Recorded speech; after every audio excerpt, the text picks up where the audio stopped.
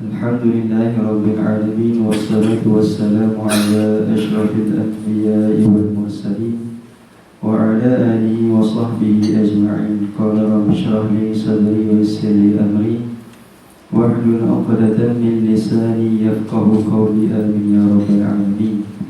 Subhanaka la ilma lana illa ma 'allamtana innaka antal alimul hakim. La hawla wa la quwwata illa billahil aliyyil azim. Nawaitu at-ta'alluma wat-ta'lima wat-tadhakkura wat-tadhkira wan-naf'a wal-intifa' wal-ifadata wal-istifadata wal-hatha 'ala tamassuki bi kitabillah wa sunnati rasulillah sallallahu alaihi wasallam wa du'a ila al-huda wad-dilalata 'ala al-khair ibtigha'a wajhillah wa qurbihi wa mardatihi subhanahu wa ta'ala. Ya mu'allima Ibrahim al-hikmata 'allimna, ya mufahhima Sulaiman fahhimna. Fafahamnaha Sulaiman wa kullan atayna hukman wa 'ilma. Wa sakharna ma'a Dawud al-jibala yusabbihna wat-tayra wa kunna fa'ilin. Ya Rabb Sulaiman wa ya Rabb Ibrahim wa ya Rabb Musa wa Isa wa ya Rabb Muhammadin sallallahu alaihi wasallam, akhrijna min dhulumatil jahli wan nisyan bi rahmatika ya arhamar rahimin. Amin ya rabbal alamin. Bismillahirrahmanirrahim. Qul huwallahu ahad, Allahus samad, lam yalid wa lam yulad wa lam yakul lahu kufuwan ahad. Sadaqallahul azim. Wa qala an-nabiy sallallahu alaihi wasallam, talabul ilmi fariidatun ala kulli muslim. Sadaqa Rasulullah sallallahu alaihi wasallam. Yang berusaha Ustaz Muhammad Aizat bin Muhammad Rashid, yang dipertua keluarga pelajar-pelajar Kelantan Mesir 2022-2023, yang berusaha Ustazah Siti Nur Syafilzah binti Abdul Wali, Ketua Al-Ihwal wal Islamiwi, KPKM 2022-2023, Barisan Ahli Jawatan Kuasa Tertinggi KPKM, Barisan Ahli Jawatan Kuasa Lewi KPKM, seterusnya sahabat-sahabiah yang dirahmati Allah Subhanahu wa taala sekalian. Assalamualaikum warahmatullahi wabarakatuh. Setinggi-tinggi kesyukuran kita panjatkan kehadirat Allah Subhanahu wa taala, serta selawat dan salam kepada baginda Nabi Muhammad sallallahu alaihi wasallam. Alhamdulillah, pada pagi ini kita dapat bersama lagi di dalam satu pengisian daurah syahriyah siri kedua bagi kitab pada membicarakan ilmu bayan, iaitulah kitab Tuhfatul Ikhwani fi Ilmil Bayani, karangan Asy-Syaikh Al-'Allamah Abil Barakat Ahmad bin Muhammad bin Ahmad Ad-Dardir rahimahullahu ta'ala. Sebelum daripada kita masuk pada kitab semula, nak ingatkan kembali tujuan kita belajar ilmu balaghah. Ilmu bayan ini adalah salah satu daripada ilmu balaghah. Sebagaimana maklum, ilmu balaghah ada tiga. Yang pertama ilmu ma'ani, yang kedua ilmu bayan, yang ketiga ilmu badi'. Antara tujuan kita belajar ilmu balaghah, faedah kita belajar ilmu balaghah, iaitu kita nak memahami i'jazul Quran. Apa makna i'jazul Quran? I'jazul Quran iaitu pemilihan kata di dalam Al-Quran. Sama ada pemilihan huruf, sama ada pemilihan kalimah, sama ada pemilihan jumlah itu sendiri. Jadi i'jazul Quran, pemilihan kata di dalam Al-Quran itu sangat-sangatlah sesuai pada tempatnya. Bahkan jika diganti dengan perkataan ibarat yang lain, jadi kurang makna. Kita kena iktikad bahawasanya setiap yang telah tersusun dalam Al-Quran itulah yang terbaik. Maka antara tujuan kita belajar ilmu balaghah iaitu untuk kita memahami memahami ijazul Quran tadi. Kerana itulah adanya ulama-ulama menulis tafsir, contohnya seperti tafsir Al-Kasyaf bagi Imam Az-Zamakhsyari, bagi merungkai pemilihan kata tadi di dalam Al-Quran, dan supaya juga kita faham Al-Kitab Al-Quran, As-Sunnah Al-Hadis, dan juga kalam Al-Arabiyyah akan sebagai faham yang benar-benar betul, fahaman sahihan. Qala al-musannifu rahimahullahu ta'ala wa nafa'ana Allahu bi'ulumihim wa bi'ulumina fid darain amin ya rabbal alamin. Faslun. In kana al-musta'aru isma jinsin aw isman ghayra mushtaqin kal asadi wal qatli fal isti'aratu asliyatun wa illa fatab'iyyatun لجريانها في الفعل أو في المشتق بعد جريانها في مصدره وفي الحرف بعد جريانها في متعلق معناه. Baik, sebagaimana kita telah cerita pada kemarin, ilmu bayan ini ada 3 perbahasannya. Mengikut susunan kitab kita Tuhfatul Ikhwani, yang pertama musannif susun Al-Majaz. Perbahasan yang pertama iaitu Al-Majaz, dan Al-Majaz pula terbahagi kepada 3, iaitu Al-Majazu fil Isnadi. I'lam anna al-majaza imma an yakuna fil isnadi wa imma fil kalimati wa imma fil murakkabi. Dan pada bahagian al-majazu fil kalimati pula terbahagi kepada 2. Terbahagi kepada 2 tadi ikut kepada tengok kepada alaqah dia, sama ada musyabahah ataupun ghairul musyabahah. Jika alaqah bagi al-majazu fil kalimati tadi musyabahah. Apa makna musyabahah?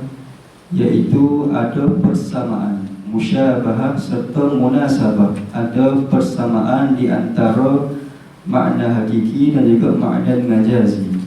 Maka jika alaqah bagi al-majaz fil kalimati tadi musyabahah, maka kita panggil isti'arah. Fa in kanat alaqatul musyabahata fasti'aratun.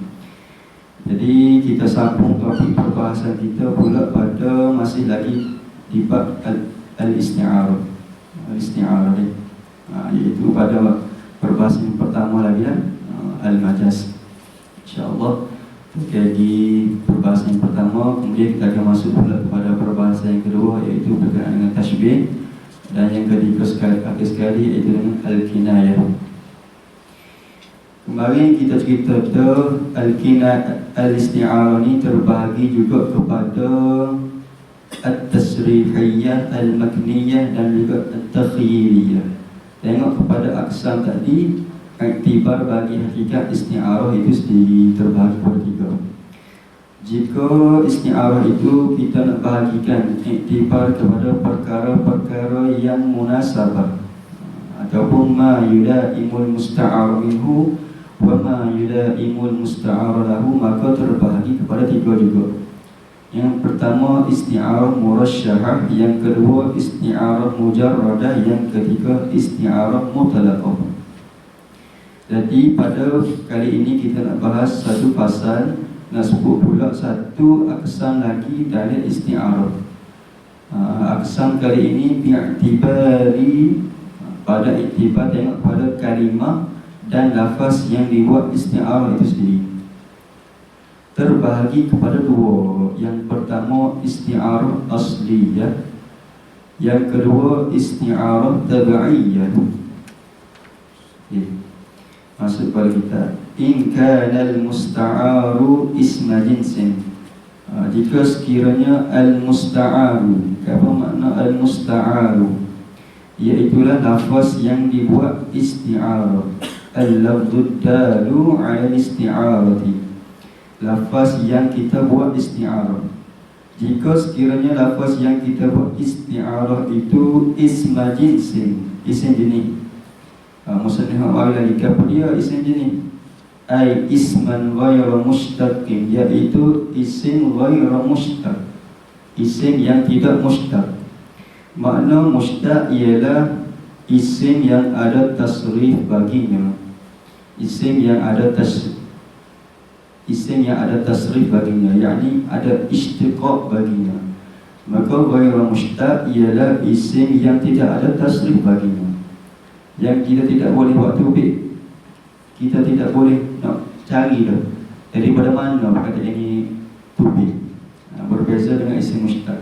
Jadi di sini dia kata, maksudnya kata, jika sekiranya lafaz yang dibuat isti'arah itu isim yang pasim ghairu mushtaq, seperti apa? Kal asadi wal qatli, maka jika isti'arah itu, lafaz yang kita buat isti'arah itu isim ghairu mushtaq, maka jadilah ia isti'arah asliyah. Al-isti'arah itu asliyah. Secara mudahnya isti'arah asliyah ini, dia berlaku isti'arah tersebut secara asli, maknanya tidak ada isti'arah yang berlaku sebelum daripada kita buat isti'arah tersebut. Isti'arah asliyah ialah tidak mengikut akan isti'arah dan tashbih bagi yang lain, hanya berlaku isti'arah dan tashbih pada diri lafaz itu tersebut. Hanya berlaku isti'arah dan tashbih pada diri lafaz itu tersebut, sesuai dengan keadaan bagi lafaz yang dibuat isti'arah itu lah. Maknanya dia tidak mushtaq, ghairu mushtaqin. Contoh lafaz ghairu mushtaq kal asadi. Kalau kita tengok lafaz asadun, maka tidak ada dah lafaz asadun tidak diterbitkan daripada mana-mana kalimah. Sebagaimana juga lafaz al-qatlu. Al-qatlu ialah masdar. Jadi masdar ni di sisi ulama Basrah, lafaz masdar ialah mushtaqun minhu. Mushtaqun minhu ni maknanya semua lafaz-lafaz yang lain yang kita biasa belajar dalam tasrif ni, al-qatlu. Jika bertanya, apa al-qatlu ni ghairu mushtaq, tidak ada. Qatala yaqtulu qatlan, fahuwa qatilun wa zaka maqtulun. Jawabnya masdar ini ialah mushtaqun minhu. Maknanya semua kalimah tadi qatala yaqtulu sehingga ila akhirih, semuanya terbit daripada al-qatlu masdar. Kerana di sisi ulama Basrah, asal-asal kalimah ialah masdar. Berbeza dengan pendapat ulama kufar, tapi kita nak bahas sini ialah di sisi ulama Basrah sahaja. Kerana dalam masdar itu sendiri mengandungi hudusul zaman wal makan. Sebutnya contoh kita kata pukulan, pukulan, maka pihak daripada pukulan itu boleh terbit orang yang memukul, orang yang dipukul, perbuatan pukulan, alat yang digunakan untuk memukul, tempat pukulan, masa memukul dan sebagainya. Jadi nak sebut semua yang diterbitkan tadi, sama ada perbuatan pukul, tempat pukul, alat memukul, semua yang terbit daripada masdar tadi, iaitu pukulan itu sendiri. Kerana itulah maksudnya kata al-qatlu itu ialah isim ghairu mushtaq. Jadi sekiranya lafaz yang dibuat isti'arah itu tidak ialah isim ghairu mushtaq, maka jadilah ia isti'arah asliyah. Isti'arah asliyah. Contohnya ra'aitu qatla zaidin. Ra'aitu qatla zaidin, telah lihat oleh aku akan kematian Zaid. Itu terjemah literal lah mula-mula dia. Tapi pakai qatla zaidin di situ. Ai darban syadidan kal qatli. Ra'aitu darban syadidan kal qatli. Dan sebutnya dia tengok satu pukulan yang sangat dahsyat, seolah-olah supaya nak mati dah kau itu. Jadi qatla Zaidin di sini lafaz qatla ialah masdar, adapun isim ghairu mushtaq. Maka apabila kita nak buat isti'arah, asal kalimah darban syadidan kal qatli, kita pun hazal musyabbah, maka kita tinggal musyabbah bi, jadilah dia isti'arah. Jadi nak faham maksud isti'arah di sini, kita pun buat tashbih qatla tadi dengan darba. Maka berlaku isti'arah itu tidak ada isti'arah yang lain yang berlaku sebelum daripada kita buat isti'arah tadi. Hanya berlaku isti'arah tersebut bagi diri lafaz itu dulu, bagi diri lafaz qatla dulu. Tidak perlu bicara lain dah, sebab qatla ialah asal kalimah dah, masdar dah, mushtaq minhu dah, isim ghairu mushtaq dah. Serupa juga dengan kita kata ra'aitu asadan fil hammami, telah tengok oleh aku akan singa di bilik mandi. Lafaz singa di sini kita tidak fikir kalimah lain yang diterbitkan daripada lafaz singa untuk kita fikir isti'arah yang lain. Maknanya kita buat isti'arah tadi menggunakan lafaz asad dulu, lafaz singa dulu. Lafaz singa sama dengan rajulan syuja'an, lelaki yang berani. Wa illa fatab'iyatun, wa illa fatab'iyatun, wa illa, jika lafaz yang kita buat isti'arah itu bukan isim jenis. Isim jenis tadi isim yang ghairu mushtaq. Mudah fahamnya, jika lafaz yang kita buat isti'arah itu ialah isim mushtaq, fatab'iyatun, maka ketika ini nama dia ialah isti'arah tabi'iyah. Kerana apa? Li jarayaniha fil fi'li aw fil mushtaqi ba'da jarayaniha fi masdari, kerana telah berlaku isti'arah pada lafaz fi'il ataupun pada lafaz isim mushtaq itu ba'da jarayaniha fi masdarihi, selepas berlaku dah isti'arah pada masdarnya. Contohnya ayat Zaidun maqtulun, Zaidun maqtulun. Nak faham Zaidun maqtulun, kita pun tengok maqtulun musyabbah bi, musyabbah asalnya maqrubun. Maka maqrubun maqtulun, nak faham perbuatan orang yang kena pukul, maka kita balik semula kepada mushtaq, asal-usul kalimah bagi maqtulun, iaitu qatlun tadi dah. Gitu faham. Nak faham lafaz maqtulun, maka kita kena balik kepada qatlun dulu. Kita pun tengok lafaz qatlun tadi, maka kita buat tashbih lafaz qatlun dengan lafaz tarbun. Kita tashbih dahulu lafaz qatlun dengan lafaz tarbun, kerana nak faham maqtulun, hal keadaan orang yang kena pukul pun kena faham kena faham qatlun itu sendiri dah. Kita pun buat tashbih qatlun dengan tarbun. Okey, maknanya telah berlaku satu tashbih, satu isti'arah dahulu sebelum daripada kita buat isti'arah pada lafaz isim mushtaq tadi, itu isim maf'ul. Jadi di situ telah berlakunya satu tashbih, satu isti'arah pada isim mushtaq. Kemudian daripada sudah berlaku pada masdar, ba'da jarayaniha fi masdari, berlaku dulu isti'arah tashbih pada lafaz qatlun, pada lafaz maqtulun dan juga maqrubun, baru selepas daripada berlaku pada lafaz qatlun dan juga maqrubun. Gitu kan. Kerana itulah dinamakan isti'arah tabi'iyah. Dan juga wa fil harfi ba'da jarayaniha fi muta'allaqi ma'nahu, dan pada berlaku pada haraf setelah berlaku pada muta'allaq bagi makna haraf.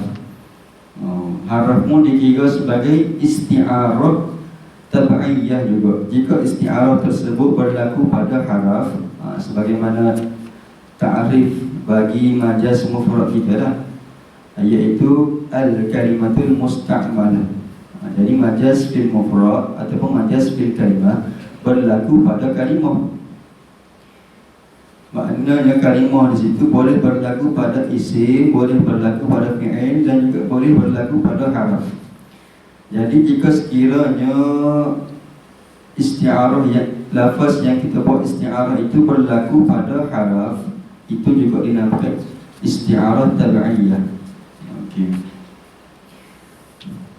Seterusnya musannif nak bahas apa mana muta'allaqi maknahu tadi. Tapi juga isti'arah asliyah ni khulasahnya seolah-olah isti'arah yang berlaku pada asliyah ialah satu kali sahaja, kerana berlaku pada lafaz yang kita buat isti'arah tu. Manakala isti'arah yang berlaku pada isti'arah tabi'iyah pula seolah-olah berlaku dua kali isti'arah. Berlaku dulu pada fa'il isim yang mushtaq tadi dulu lah, baru berlaku setelah daripada berlaku pada masdar ataupun pada muta'allaqi makna bagi haraf.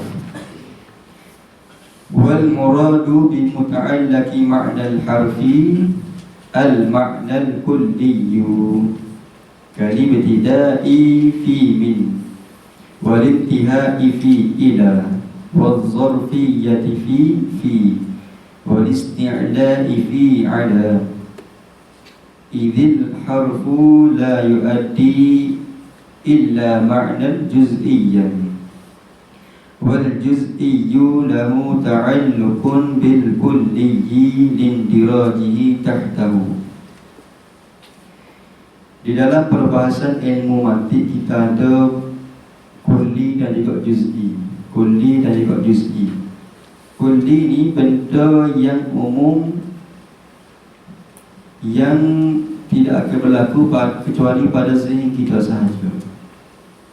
Benda yang umum, contoh benda kulli iaitu al-hayawan, itu benda yang kulli. Maka benda yang juz'i bagi hayawan tadi awak bagi dah, gajah, harimau, singa ke, itu benda yang juz'i, yang individu-individu yang terkumpul di bawah kulli hayawan tadi. Wal muradu bi muta'allaqi makna al-harfi al-makna al-kulli, dan yang dimuradkan dengan muta'allaqi makna al-harfi di sini ialah khabar al-makna al-kulli, makna kulli ialah makna kulli.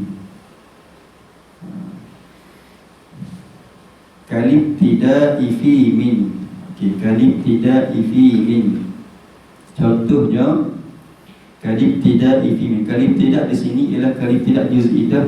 Tiga orang contoh tu, iaitu ibtida' yang khas pada min. Min membawa maksud ibtida', yang ibtida' tadi khas bagi dia. Tetapi ibtida' juz'i pada min ini duduknya di bawah mutlaqul ibtida' ataupun ibtida' kulli ataupun ibtida' umum. Nah, sebutnya contoh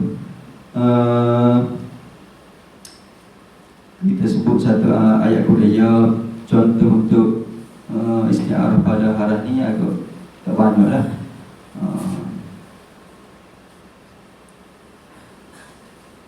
Contohnya qauluhu ta'ala, tak ada lagi tak ada. Wala usallibannakum fi judhu'in nakhli. Wala usallibannakum fi judhu'in nakhli. Di sini berlaku isti'arah pada lafaz fi. Jadi fi di sini sebelum daripada kita buat isti'arah pada lafaz fi, yang mana fi mengandungi makna zarfiyah yang tertentu baginya. Fi ni dia tashbih dengan ala. Ala membawa makna isti'la. Maka sebelum daripada berlaku tashbih bagi zarfiyah yang tertentu bagi fi dan juga isti'la yang tertentu bagi ala, maka sudah kena berlaku tashbih bagi makna kulli bagi zarfiyah dan juga makna kulli bagi isti'la, iaitulah mutlaqul zarfiyah dan juga mutlaqul isti'la. Gitu. Harah dia Ayo sikit lah, sahabat tak payah. Pergi sikit lagi. Idil harfu la yuaddi illa ma'nan juz'iyyan. Kerana haraf, huruf la yuaddi tidak menunjuk illa makna juz'iyyan, melainkan makna juz'i.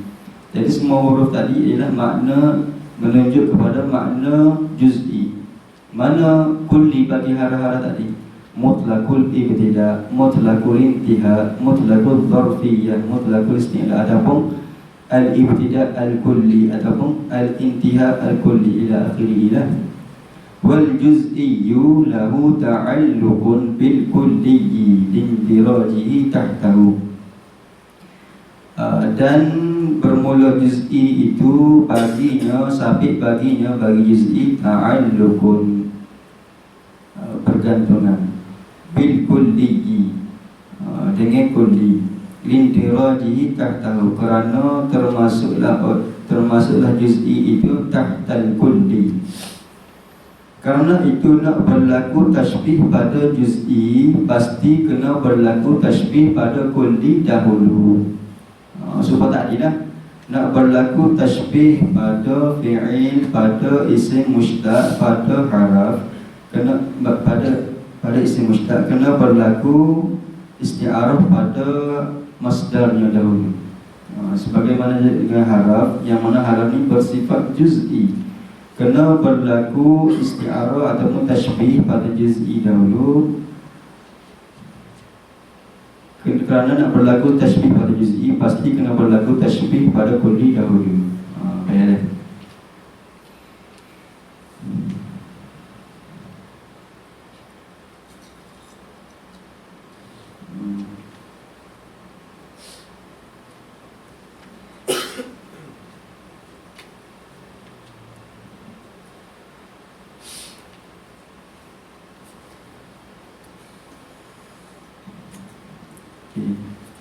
Qala al-musannifu rahimahullah wa ammal majazul murakkabu.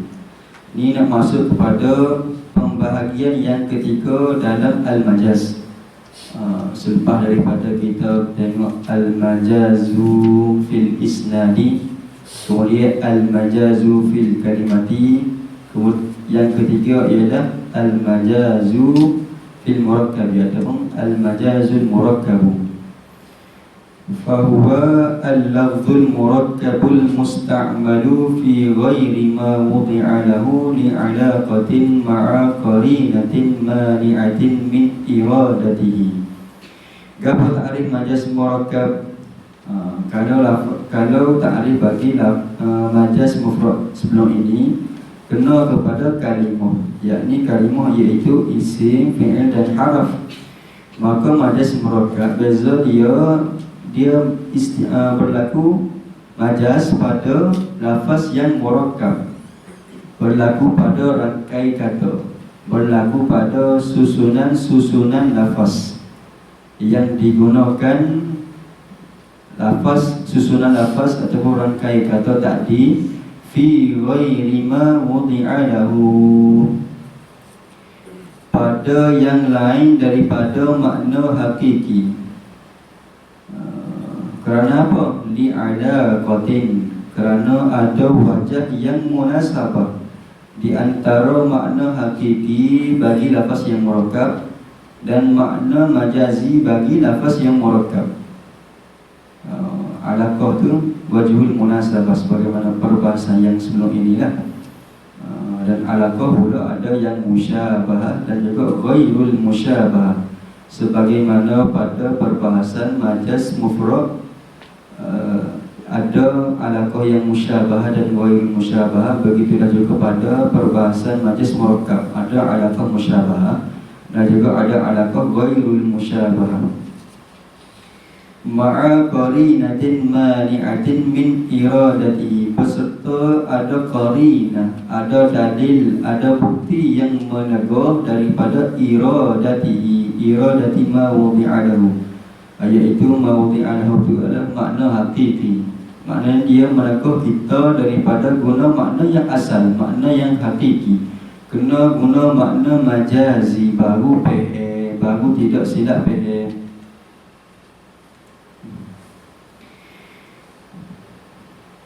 Contohnya sebelum ini berlaku pada lafaznya, pada kalimahnya. Ini berlaku pula pada rangkai kata, susunan-susunan lafaz. Contohnya kita nak buat okey. Sekali lagi. Fa in kanat alaqatuhul musyabahatan summiya isti'aratan tamthiliyatan kaqaulika liman yataraddadu fi amrin inni araka tuqaddimu rijlan wa tuakhiru ukhra wa mata fasyasti'maluhu kadzalika summiya mathalan wa lidza la tughayyarul amthalu wa in kanat ghayraha summiya majazan murakkaban. Jika alaqah bagi majaz murakkab ialah alaqah yang musyabah. Gapo makna musyabah? Ada persamaan. Kerana asal isti'arah juga ialah tashbih. Summiya isti'aratan tamthiliyatan. Maka majaz murakkab yang alaqah dia musyabah dinamakan isti'arah tamthiliyah. Isti'arah tamthiliyah. Kaqaulika seperti kata kamu liman yataraddadu fi amrin, pada orang yang taradud pada suatu perkara. Contohnya kita kata kepada orang yang taradud pada suatu perkara. Contohnya dia taradud, aku ni nak ambil master ke dah sebentar rasa nak ambil, sebentar rasa tak saya ambil Itu makna dia taradud. Maka kita kata ke dia, inni araka tuqaddimu rijlan wa tuakhiru ukhra. Sesungguhnya aku tengokmu ni kadang-kadang angkat kaki, kadang-kadang undur kaki, pada keadaan lain undur kaki. Aku tengokmu ni kadang-kadang angkat kaki, kadang-kadang letak semula. Dia kata lagu tu kepada orang yang taradud pada suatu perkara. Apa makna kadang-kadang angkat kaki, kadang-kadang letak semula tu? Iaitu kena tengok semula. Ini adalah isti'arah. Jadi isti'arah asal dia tashbih. Isti'arah tuqaddimu rijlan wa tuakhiru ukhra, itu ialah musyabbah bi. Maka ada musyabbah yang dihazafkan. Gapo musyabbah yang dihazafkan tadi? Iaitu seorang yang syak pada nak buat satu perkara. Dia syak nak buat kau tak saya buat, nak buat kau tak saya buat. Jadi dia umpamakan, tashbihkan orang yang syak pada nak buat satu perkara tadi seperti orang yang nak ni sebentar kat kaki, sebentar letak semula. Kalau dia tidak syak, dia kata lagu tu dah. Kalau dia tidak syak nak ambil master semati, kita kata ke dia akak kaki semati dah lah. Kalau dia tak buat master, atau akak adalah kaki. Tapi apa dia kamu ni kadang-kadang bahasa nak akak kaki, kadang bahasa tak akak dia. Musyabbah dia ialah seorang yang syak pada nak buat sesuatu. Maka wajib syabah dia ialah satu kelakuan di atas menerima dan menahan suatu perkara. Sebutnya isti'arah yang asalnya tashbih tadi berlaku pada al-lafzul murakkabu, berlaku pada susunan-susunan kata. Berbeza dengan pada majaz mufrad, berlaku pada kalimah. Berlaku musyabbah, contohnya Zaid, musyabbah bi singa, wajib syabah sifat yang berani. Semua tadi ialah al-lafzul mufrad, lafaz yang mufrad, isim lah. Berlaku pada satu mufrad, bukan mufrad dengan makna mufrad musanna jamak, mufrad dengan makna tunggal. Dia selalu ada satu kalimah lah, bukan yang murakkab, lalu tadi murakkab. Contoh yang lain, kita kata orang hujan turun tanpa guru, hujan turun tanpa guru. Ini isti'arah juga, isti'arah tamthiliyah, isti'arah tamthiliyah. Hujan turun tanpa guru itu ialah musyabbah bih, ada musyabbah yang dihazafkan. Apa musyabbah yang kita ayat kau hujan turun tanpa guru tu? Sifat hujan ni kadang-kadang turun mari dengan guru dulu, mari dengan kilat apa semua baru hujan. Kadang-kadang berlaku tanpa guru, tiba-tiba hujan dulu. Tak ada alamat, tak ada tanda, tak ada isyarat ke apa, tiba-tiba hujan dulu. Dia tashbihkan perkara ini dengan seorang yang maruh tanpa sebab. Seorang yang maruh tanpa sebab, maka berlaku wajib syabah tadi pada susunan-susunan bagi lafaz al-lafzul murakkab. Dan sebenarnya wajib syabah dia itu adalah tarkib, adalah rangkai kata, bukan satu lafaz yang tunggal, yang mufrad.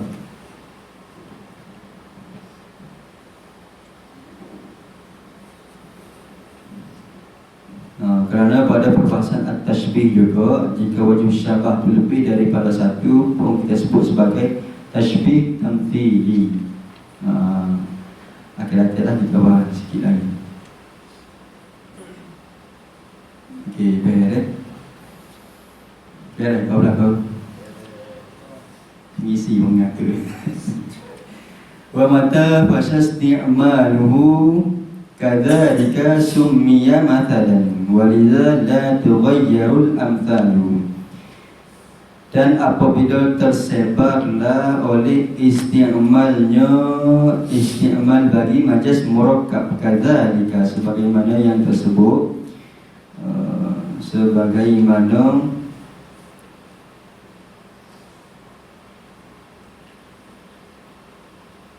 yang tersebutlah, sebagaimana yakni atas jalan isti'arah, ai ala sabil isti'arah. Summiya maka dinamakan mathal. Walidha, dan oleh kerana tersebarlah isti'mal tadi, la tughayyarul amthal, maka tidak berubahlah oleh mathal. Maka tidak berubahlah oleh mathal. Wa in kanat ghayraha, wa in kanat al-majazul murakkab tadi ghayraha, ni alaqah yang kedua, iaitu jika majaz murakkab tersebut ghayraha, alaqah dia ghairul musyabahah, summiya majazan murakkaban. Apa makna ghairul musyabahah? Tidak ada musyabahah, hanya ada munasabah sahaja bagi makna hakiki bagi lafaz murakkab dan makna majazi bagi lafaz murakkab.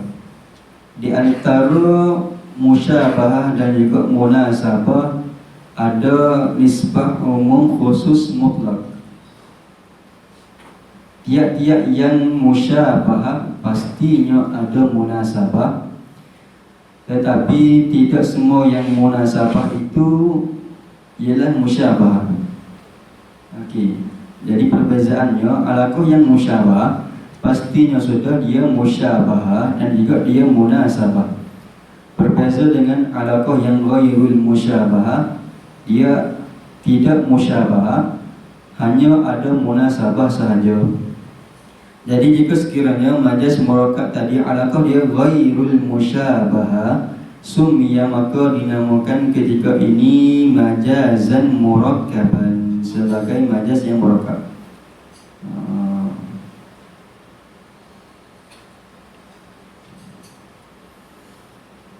Sebagai majaz yang murakkab, sebagaimana petaminda yang kita tunjuk kemarin lah.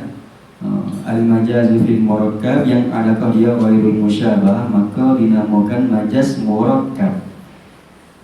Contohnya pada awal-awal kitab sebelum ni, musannif sebut dha'afallahu li wa lahum al-ujura wal ihsana. Kalau ada hamdalah, kalau ada basmalah dan hamdalah, musannif sebut dha'afallahu li wa lahum al-ujura wal ihsan. Di sini ialah alaqah majaz murakkab, alaqah ghairul musyabah, iaitu min itlaqil khabari wa iradatil insya'i. Min itlaqil khabari wa iradatil insya'i ala sabilil majazil murakkabil mursali wa alaqatuhu ad-diddiyah. Hubungan di antara khabar dan insya itu ialah perlawanan.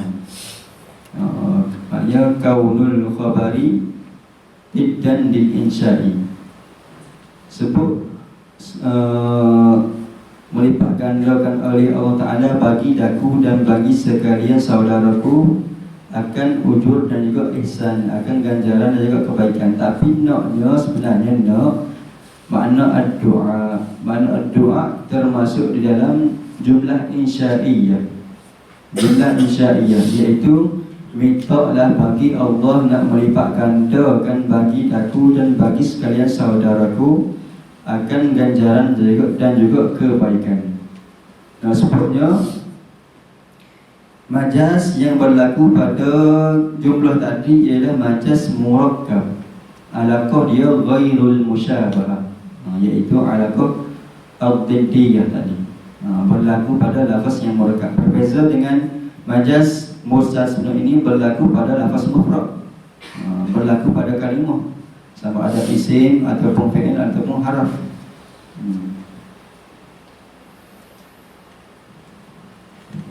Okey, itulah ia majaz murakkab. Selesailah bab al-majaz, perbahasan yang pertama di dalam kitab Tuhfatul Ikhwan. Dan banyak lagi lah contoh-contoh lain bagi majaz yang murakkab. Tidak sebut di sini lah. Wa amma tashbihu fa huwa dilalatu ala musyarakati amrin li amrin fi ma'nan la ala wajhi isti'arati wa arkanuhu arba'atun tarafahu wa wajhuhu wa adatun nahwu zaidun kal badri fil husni.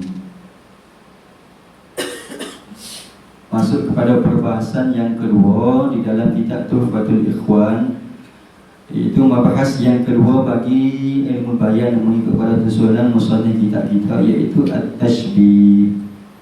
At-tashbih, ta'rif bagi at-tashbih, ad-dilalatu ala musyarakati amrin li amrin fi ma'nan la ala wajhi isti'arati. Cuma ta'rif bagi tashbih yang jami' mani'nya kena ada 5 perkara. Jadi ta'rif yang musannif bagi ini kita kena takdir sikit lah. Iaitu ad-dilalatu ala musyarakati amrin li amrin fi ma'nan bi adatin di gharadin la ala wajhi isti'arati. Apa 5 perkara yang kena ada pada tashbih, pada ta'rif tashbih baru dipanggil jami' mani'? Iaitu yang pertama, sebagaimana dalilah, musyarakatu amrin. Kita menyamakan sesuatu. Amrin yang pertama ialah musyabbah, al-musyabbah li amrin, dengan sesuatu perkara yang lain. Amrin yang kedua di sini ialah al-musyabbahu bihi fi ma'nan, ai fi sifatin, fi sifatin ataupun fi ma'nan di sini ialah wajhus syabahi. Wajhus syabahi, pihak yang diserupa ke antara musyabbah dan musyabbah bih. Pada asalnya musyabbah dan juga musyabbah ini tidak serupa lah. Tidak serupa lah. Contohnya kita kata Zaidun kal asadi. Zaid lah, singa lah. Tidak sama antara Zaid dan juga singa. Dua perkara yang berbeza lah. Tapi didatangkan wajhus syabah kerana ada pihak yang serupa di antara singa dan juga Zaid. Gambar dia, contohnya asy-syuja'ah, sifat keberanian. Maka sifat keberanian adalah sifat yang disamakan di antara singa dan juga Zaid. disamakan di antara musyabbah dan juga musyabbah bih tadi. Perkara yang keempat kena ada dari takrif, iaitu biadatin yang kita takdir tadi lah, biadatin li gharadin. Biadatin iaitu dengan adatut tashbih, dengan adatut tashbih. Adatut tashbih ada banyak dah, al-kaf wa akhawatiha lah. Li gharadin, kerana satu tujuan. Kerana satu tujuan. Kita tidak buat tasbih saja-sajalah. Ada sebab kita buat tasbih tadi. Ada sebab kita samakan Zaid tadi dengan singa. Contoh gharadnya kepada lit takhwif, kerana nak bagi orang lain takut ke Zaid, kerana nak bagi orang lain takut ke Ziyad. Contoh lain din bayan, nak menegur sifat Zaid tadi, nak menegur sifat Zaid tadi serupa dengan singa pada pihak berani tadi. Maknanya ada tujuan kita tashbih bagi suatu perkara dengan suatu perkara yang lain. La ala wajhi isti'arati, bukan pada wajah isti'arah. Kerana isti'arah ni berbezalah dengan tashbih. Isti'arah kita buang musyabbah bi ataupun musyabbah dan datang ke dengan lazimun min lawazimihi. Jadi faham daripada ta'rif ini, kita perlu tubik rukun tashbih yang empat, wa arkanuhu arba'atun, dan arkan rukun-rukun bagi tashbih itu ada empat. Tarafahu ni merangkumi dua rukun dah. Tarafahu dua bucu, dua pihak bagi tashbih. Tarafahu ay tarafat tashbihi. Asal dia tarafani, tapi dihazaf ke akinum tasniah di situ kerana diidafahkan kepada tashbih. Tarafahu ay tarafat tashbih. Mana tarafat tashbih? Iaitu yang pertama al-musyabbah, yang kedua al-musyabbahu bihi. Rukun yang ketiga wa wajhuhu ay wajhu syabahi, ay wajhu syabahi.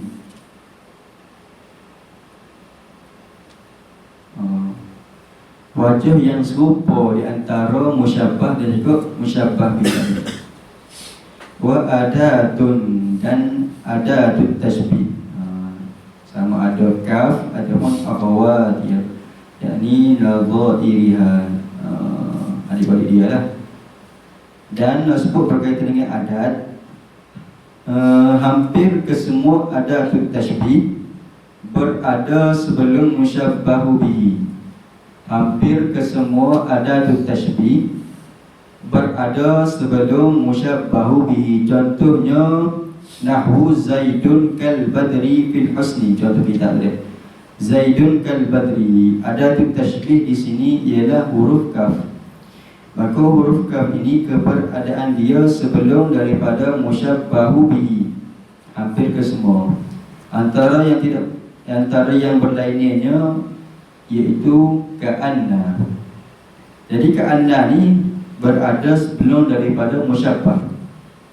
Contoh kalau kita tukar ayat ni kan, ka'anna Zaidan al-badru fil husni. Seolah-olah Zaid itu super boleh pada comel dia, pada elok dia. Okay, baik. Jadi di dalam empat rukun tashbih ini ada perkara yang kita harus buat, ada perkara yang kita wajib sebut. Maknanya tak boleh buat, ke mana-mana kena ada. Dua perkara yang kita harus buat, iaitu sama ada wajibus syabab ataupun adatut tashbih. Dua rukun ini harus dibuang. Dua rukun lagi wajib kena sebut, tak boleh buat.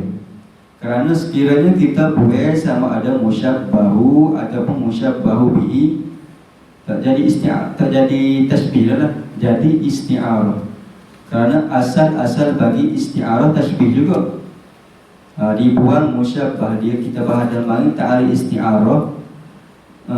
Contohnya isti'arah tasrihiyah, disebut padanya musyabbahu bihi saja, ataupun isti'arah makniyah disebut padanya musyabbah saja, serta sebut padanya lazimun min lawazimihi. Faham di sini nak jadi syarat, cukup syarat tasbih wajib kena sebut musyabbahu dengan musyabbahu bihi. Jika boleh tak jadi tasbih. Tetapi rukun wajibus syabahi dan juga ada tasbih harus sahaja boleh. Harus sahaja boleh.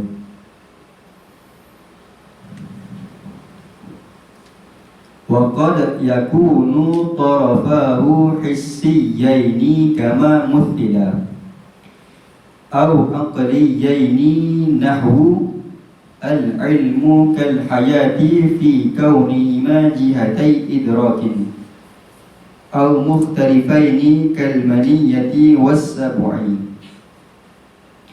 Dan terkadang berlaku pada tarafahu ay tarafat tashbih, dua taraf bagi tasbih, iaitu al-musyabbahu dengan al-musyabbahu bihi lah. Terkadang keadaan musyabbahu dan musyabbahu bihi ini ada tiga aksam, tiga kisim. Yang pertama dua-duanya hissiyaini, yang kedua dua-duanya aqliyaini, yang ketiga mukhtalifaini, berbeza antara musyabbah dan juga musyabbahu bihi. Apa makna hissiyaini? Iaitu mudrakaini bi ihdal hawasil khamsil zahirah. Hissiyaini ay mudrakaini bi ihdal hawasil khamsil zahirah. Kita dapat reti dengan salah satu daripada panca indera yang lima. Kita dapat kesan, dapat reti, dapat tahu tarafat tasbih tadi dengan panca indera yang lima, iaitu kita dapat sama ada kita dapat tengok dia, bau dia, sentuh dia, dengar dia ataupun rasa dia. Hissiyaini maknanya al-mahsusah, boleh kita rasa. Kama muthila, sebagaimana contoh yang sebelum ini, iaitu Zaidun kal badri fil husni. Cuba kita tengok balik. Zaidun al-musyabbahu, al-badru al-musyabbahu bihi. Tidakkah Zaidun dengan al-badru tadi dua-duanya hissiyah, al-mahsusah? Dapat kita tengok Zaid. Memang kita boleh tengok lah, cakap-cakap dia di situ. Boleh pun kita boleh tengok juga. Ini menunjukkan dua-dua taraf bagi tasbih dan contoh tadi ialah hissiyaini. Kama muthila. Yang kedua au aqliyaini, dua-dua taraf bagi tasbih tadi iaitu musyabbah dengan musyabbah bi tadi, aqliyaini ay mudrakaini bil aqli, ay mudrakaini bil aqli, tidak dapat dikesan dengan hawasul khamsah tadi, tidak dapat dikesan dengan panca indera yang lima, hanya dapat faham dan reti guna akal, hanya dapat faham, reti, kesal guna akal. Iaitu contoh dia bagi nahwu al-ilmu kal hayati fi kaunihima jihatai idrakin. Kita tengok contoh dia. Musyabbah al-ilmu dan juga musyabbah bi dia al-hayat. Tidakkah al-ilmu, ilmu, pengetahuan dan juga kehidupan tak boleh kita rasa, tak boleh dikesan dengan panca indera, hanya boleh dipahami dengan ilmu dan hanya boleh dipahami dengan akal sahaja. Ilmu, pengetahuan dan juga kehidupan tadi. Maknanya di sini kedua-dua taraf tasbih itu aqliyaini, dapat dikesan, dapat dierti dengan akal. Bukti apa al-hayah tu boleh dikesan dengan akal?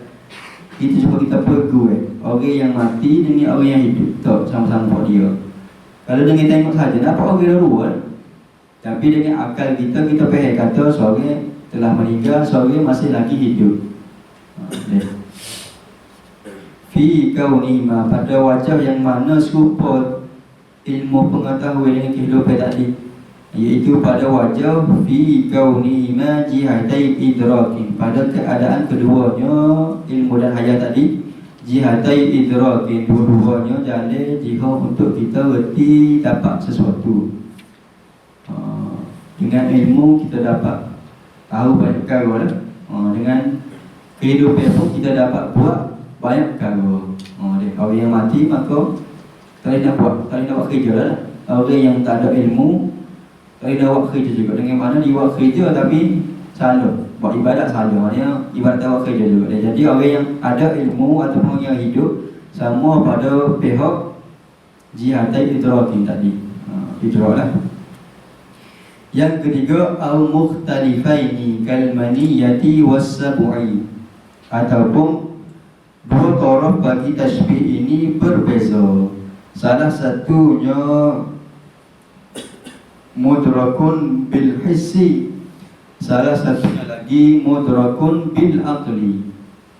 Boleh jadi musyabbah bil hissi dan musyabbahu bihi bil aqli, ataupun sebaliknya, iaitu boleh jadi musyabbah bil aqli dan juga musyabbahu bihi bil hissi.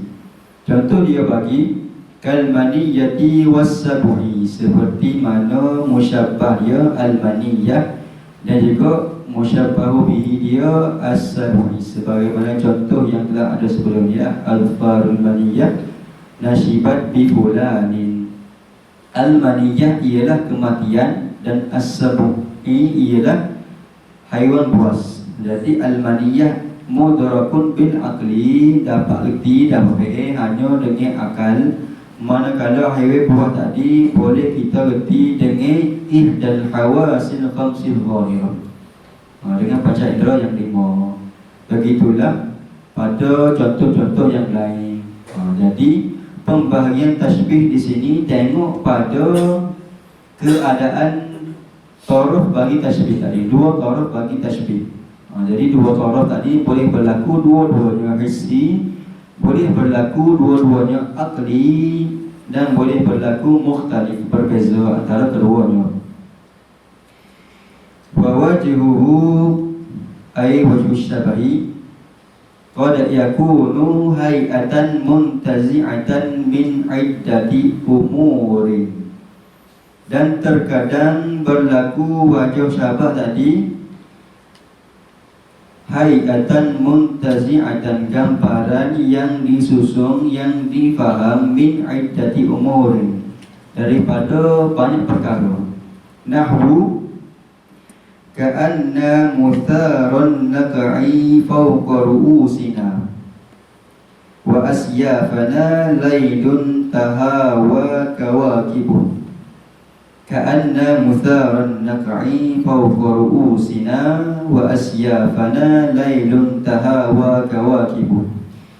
Boleh jadi keadaan yang pertama wajhu syabah tadi pada satu perkara sahaja. Contohnya Zaidun kal badri fil husni. Maka wajhu syabahi di sini berlaku pada satu pihak sahaja, pada satu amrun sahaja, iaitu pada eloknya Zaid dan juga al-badri tadi. Tetapi terkadang wajhu syabah juga boleh berlaku pada gambaran yang disusun daripada banyak perkara. Contohnya bagi contoh qaulus syairi, kata-kata oleh seorang penyair pada bahasa tawil, ini bahasa tawil. Ka'anna mutharan naq'i fawqa ru'usina wa asyafana. Kita sebutlah tadi ka'anna ada tasbih yang mana masuk kepada musyabbah, yang mana terletak ia sebelum daripada musyabbah. Jadi musyabbah di sini ialah mutharan naq'i fawqa ru'usina wa asyafana. Mana musyabbah bi lailun tahawa kawakibuh, lailun tahawa kawakibuh. Seolah-olah, ka'anna seolah-olah bekasan ataupun habuk yang terangkat di atas kepala kami dan pedang-pedang kami. Seolah-olah bekasan yang terangkat daripada di atas kepala kami dan pedang-pedang kami, seperti lailun tahawa kawakibu, malam yang tergugur oleh bintang-bintangnya. Malam yang tergugur oleh bintang-bintangnya. Wajibus syabahi di sini pada banyak perkara min iddati umuri. Dia sebutnya di sini waktu peperangan. Apabila tentera ni berperang, dia belakang pedai apa semua tu bila percikan api. Tu percikan api tadi pada malam yang gelap gelita pergi, maka naik atas kepala, naik atas dia nampak serupa pemati lah dia, pemati. Maka dia umpama ke perkara tadi serupa lailun tahawa kawakibu, malam yang tergugur oleh bintang-bintangnya. Maknanya malam yang jatuh bintang-bintang dia. Jadi wajib syabah pada tasbih di sini berlaku pada banyak perkara. Kalau tengok syarah kan, panjang dia faham. Kita boleh bayar di sini berlaku pada keadaan percikan api tadi, berapa pada keadaan cegup dan sebagainya. Dan sebutnya wujud syabah pada tasbih dalam syair ini min iddati umurin, hayatan muntazi'atan min iddati umurin, pada banyak pihak, bukan pada satu pihak sahaja. Wal aghlabu bermula wal aghlabu hadfuhu wa qad tuhzaful adatu aidan wa yusamma balighan. Seterusnya musannif nabahah pembahagian tasbih yang biasa kita dengar lah, iaitu tasbih mursal, tasbih muakkad, tasbih mufassal, tasbih mujmal dan juga tasbih baligh. Wal aghlabu bermula al aghlabu tu ay al aktsaru, yang wali yang kebanyakannya hadfuhu, kita hazah oleh wajibus syabahi. Yang wali banyak dibuat oleh orang yang baligh, yang buat tasbih kebanyakannya dia hazah wajibus syabahi. Kenapa hazah wajibus syabahi? Supaya lebih mubalaghah. Supaya lebih mubalaghah. Wa qad tuhzaful adatu aidan, dan terkadang dihazah juga oleh adatut tasbih aidan ay kama yuhzafu wajhuhu, dan terkadang dihazah juga adatut tasbih sebagaimana dihazah oleh akan dihazah akan wajah siapa. Wa yusamma balighan, wa yusamma balighan. Okay, kita takdir sikit semula. Wal aghlabu hadfuhu, dan terkadang pada ghalibnya dihazah wajibus syabah. Takdir wa yusamma hina izin mujmalan, wa yusamma hina izin mujmalan, dan dinamakan tasbih pada ketika dihazah ke wajibus syabah tadi akan sebagai tasbih yang mujmal, tasbih mujmal.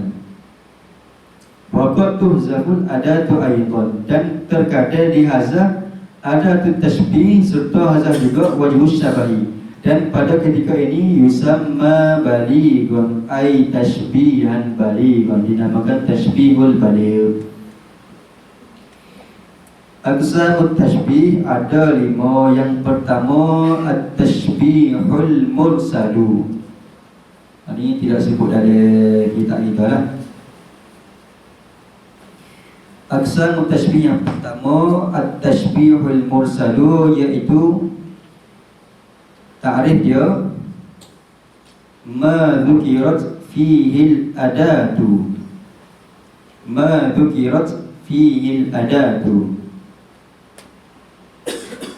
Yang kedua at-tashbihul muakkadu, at-tashbihul muakkadu, iaitu ma hudhifat minhul adatu, ma hudhifat minhul adatu. Yang ketiga at-tashbihul mufassalu, at-tashbihul mufassalu, iaitu ta'rifnya ma dzukira fihi wajhus syabahi, ma dzukira fihi wajhus syabahi. Yang keempat, at-tashbihul mujmalu ma hudhifa minhu wajhus syabahi. Ma hudhifa minhu wajhus syabahi. Yang kelima, at-tashbihul balighu ma hudhifat minhul adatu wa wajhus syabahi. Ma hudhifat minhul adatu wa wajhus syabahi. Tengok semula pada arkan tashbih tadi, iaitu yang pertama al-musyabbahu, yang kedua al-musyabbahu bihi, yang ketiga wajhus syabahi, yang keempat adatut tashbih. Sebagaimana yang kita sebut tadi, di dalam arkan ini ada dua perkara yang harus dibuang, iaitu wajhus syabahi dan juga adatut tashbih. Cuma apabila kita buang, maka akan jadi sama ada yang lima tadi. Sama ada jadi tashbihul mursal, sama ada tashbihul muakkad, sama ada tashbihul mufassal, sama ada tashbihul mujmal, dan juga at-tashbihul baligh. Tengok pada yang mana dihazaf antara wajhus syabahi dan juga adatut tashbih. At-tashbihul mursal ma dzukirat fihi al-adatu, barang yang disebut padanya oleh akan adatu. Ma yakni tashbih yang disebut padanya adatut tashbih. Jadi jika kita berhadapan dengan satu jumlah, contohnya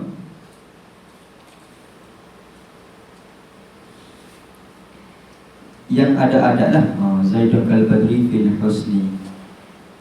Tengok disebut padanya adatut tashbih, maka ini adalah tashbihul mursal. Yang kedua, at-tashbihul muakkad ma hudhifat minhul adatu. Tashbih yang dibuang padanya adatut tashbih. Contohnya Zaidun asadun fis syuja'ati, dia buat adat tashbih, maka jadilah ia tashbihul muakkad. Yang ketiga, tashbihul mufassal, tashbih yang disebut padanya wajhus syabahi. Tashbih yang disebut padanya wajhus syabahi. Contohnya jadilah Zaidun kal badri fil husni. Ada saja wajhus syabah, maka jadilah ia tashbihul mufassal.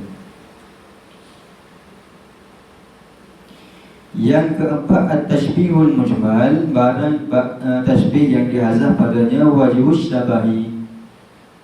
Dia buat wajhus syabah, maka jadilah tashbihul mujmal. Contohnya Zaidun kal asadi, dan dia tidak sebut wajhus syabah dah.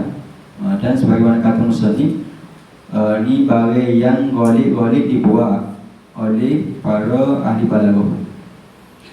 Yang kelima, at-tashbihul balighu, tashbih yang dihazaf padanya adatut tashbih dan juga wajhus syabahi. Jika sekiranya kita hazaf kedua-duanya, adatut tashbih kita hazaf, wajhus syabahi pun kita hazaf, maka jadilah ketika itu at-tashbihul baligh. Wa qad tuhzaful adatu aidan kama yuhzafu wajhuhu wa yusamma balighun, ay tashbihan balighun. Contohnya Zaidun asadun. Zaidun asadun, Zaid ini singa, Zaid ini singa. Jadi kelima-lima aksam tashbih ini tengok pada yang mana dihazaf di antara adatut tashbih dan juga wajhus syabahi. Jadi contohnya jika ayat tu Zaidun kal badri fil husni, kita tengok dulu ada tidak wajhus syabah, ada wajhus ada adatut tashbih, disebut adatut tashbih padanya, maka jadilah at-tashbihul mursal. Tengok disebut juga padanya wajhus syabahi fil husni, itulah, maka jadilah at-tashbihul mursalu al-mufassalu.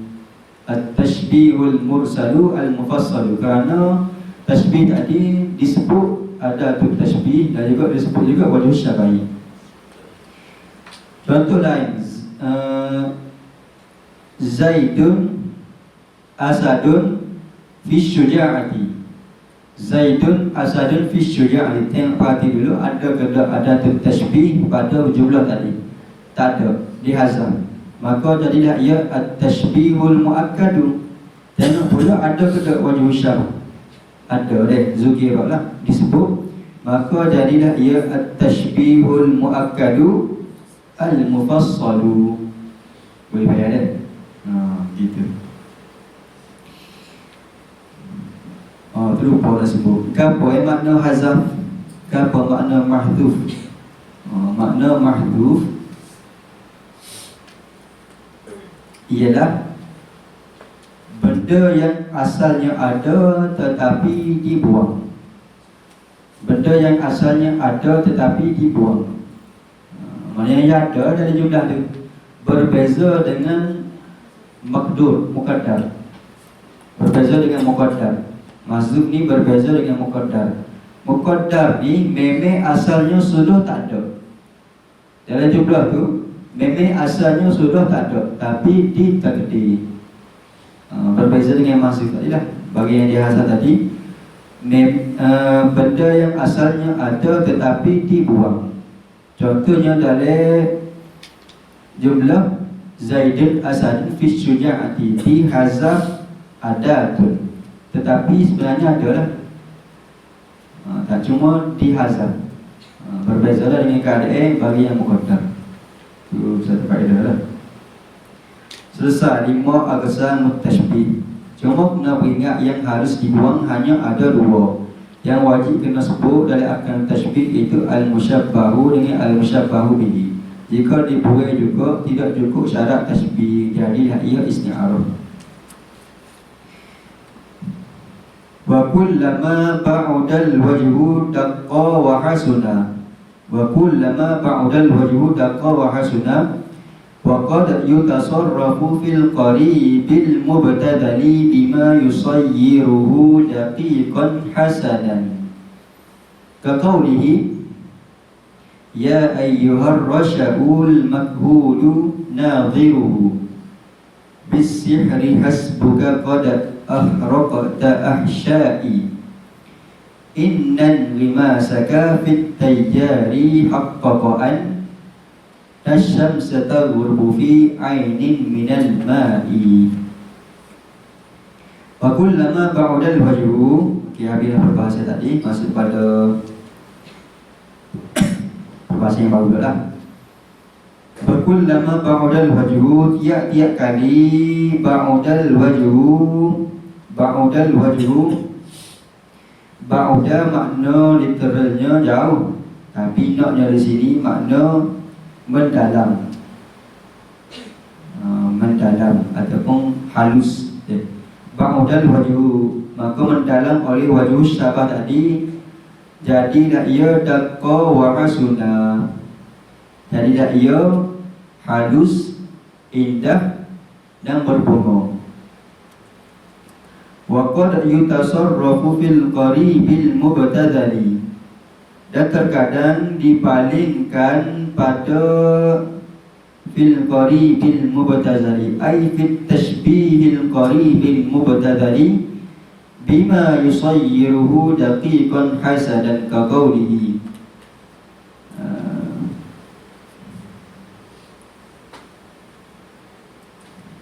Okey. Tashbih ni juga pada iktibar yang lain terbahagi kepada 2, iaitu at-tashbihul qaribu dan juga at-tashbihul ba'idu. Tengok mana nak kena at-tashbihul qaribu dan juga at-tashbihul ba'idu. Tengok pada wajah syabah dia. Tengok pada wajah syabah dia. Mudah kata tak? At-tashbihul qaribu ialah tashbih yang mana wajah syabah dia mudah faham. Tashbih yang mana wajah syabah dia mudah faham. Manakala at-tashbihul ba'idu pula tashbih yang kita susah nak faham wajah syabah dia.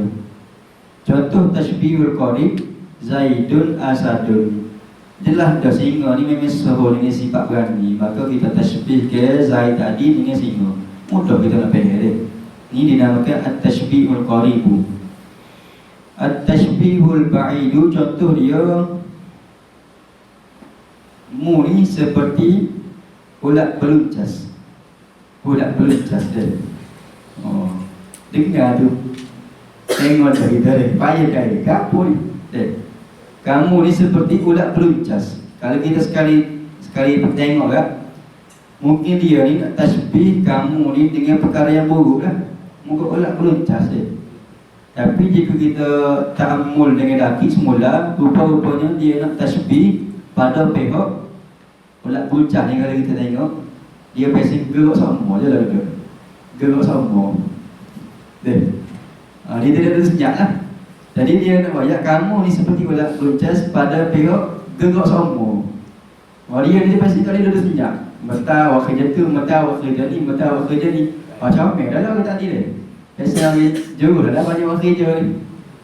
Maknanya perlu kepada ta'ammul yang dakik baru kita faham wajh syabah tadi.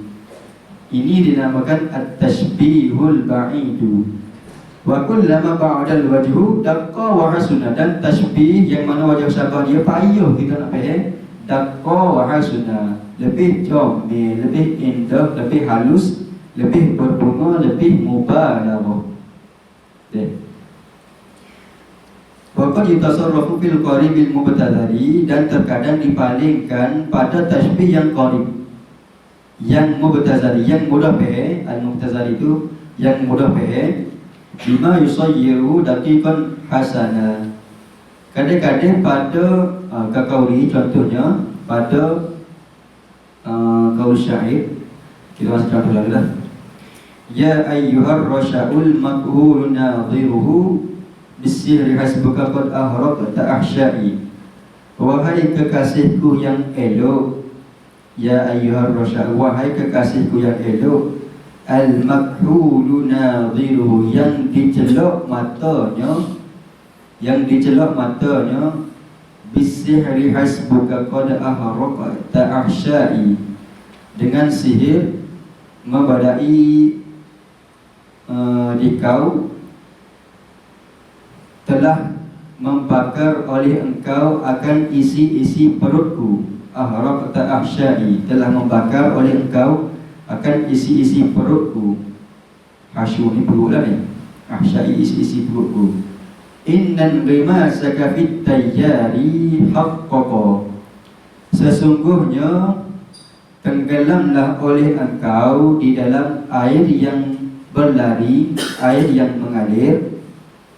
Haqqaqa annasyamsa, membuktikan matahari, taghrubu fi ainin minal ma'i, matahari itu terbenam ia di dalam mata daripada air. Terjemah mulai nunda ni. So kenapa ya? InsyaAllah kita cuba tadi ada ibarat yang paling mudah lah. Penerangannya ada pada muka sebelah.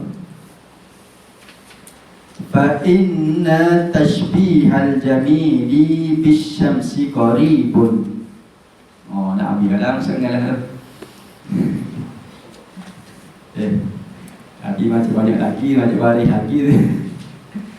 Fa inna tashbihal jamili bisyamsi qaribun, lakinna lamma tasarrafa fihi bima tara hatta annahu ja'ala inghimasahu fil ma'i dalilan ala anna syamsa taghrubu fi 'ainin minal ma'i daqqa wa latufa. Jika kita sekali tengok pada syair ini, penyair nak kata kekasih dia ni serupa dengan matahari. Serupa dengan matahari, maknanya comel kan dia? Serupa dengan matahari. Tetapi maknanya apabila kita tasbih kekasih dia, kekasih yang dia yang comel tadi, tasbih al-jami bisyamsi, kekasih dia yang comel dengan matahari tadi, qaribun, tasbih yang qarib, yang mubtazal, tasbih yang kita mudah faham wajh syabah dia. Tetapi jika kita ta'ammul lagi, rupa-rupanya lakin lamma tasarrafa fihi bima tara, tetapi tak kala membuat ia oleh penyair pada tasbih qarib ini dengan barang yang engkau lihat fihi bima tara, sebagaimana yang kita tengok dalam syair tadi, hatta annahu ja'ala in rimasahu fil ma'i dalilan ala an-syamsa ila akhirih. Rupa-rupanya selepas kita tengok semula, rupa-rupanya dia nak sama kekasih dia ni dengan matahari, sebab kekasih dia ni meninggal, mati lah. Kenapa dia kata begitu? Dia kata hatta annahu ja'ala in rimasahu ay in rimasar rasyai, tenggelamlah oleh engkau wahai kekasihku fil ma'i dalilan ala anna syamsa taghru fi 'ainil ma'i, membuktikan bahawa sifat matahari ini apabila dia terbenam, maka contohnya ufuk laut apabila matahari terbenam, hilanglah matahari, ibarat matahari tadi tenggelam air.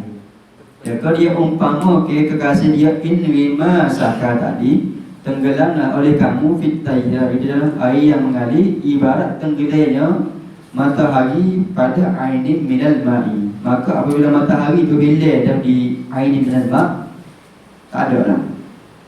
Begitulah juga kekasih dia tadi meninggal, tak ada dah. Maka apabila kita ta'amul semula, pak yang fikir rupanya silap kita fikir, bukan nak royak umpama kekasih dia yang comel tadi pada matahari bukan pada pihak comel saja, tapi kerana dia nak meratapi kekasih dia yang baru meninggal. Allah Ta'ala dia tak ada gimana-mana, takut lain pula. Maka hal keadaan tadi, hal keadaan penyair kita memalin ke lafaz yang maknanya pada tasbih yang qarib tiba-tiba jadi payah faham, nescaya jadi daqqa wala tufa, nescaya jadi halus dan lembut, nescaya jadi halus, indah, berbunga dan comel. Tasbih yang dia buat tu maknanya sebab kita sebut kemarin, koho kesamare, koho mubalaghah, koho kesamare, koho mubalaghah.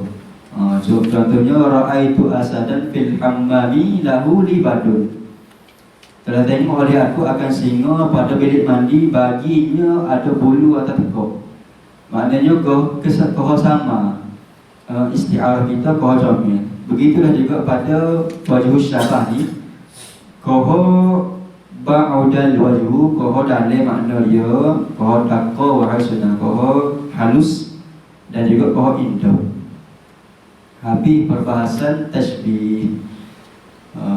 Terakhirlah kita lihat kinayah pula.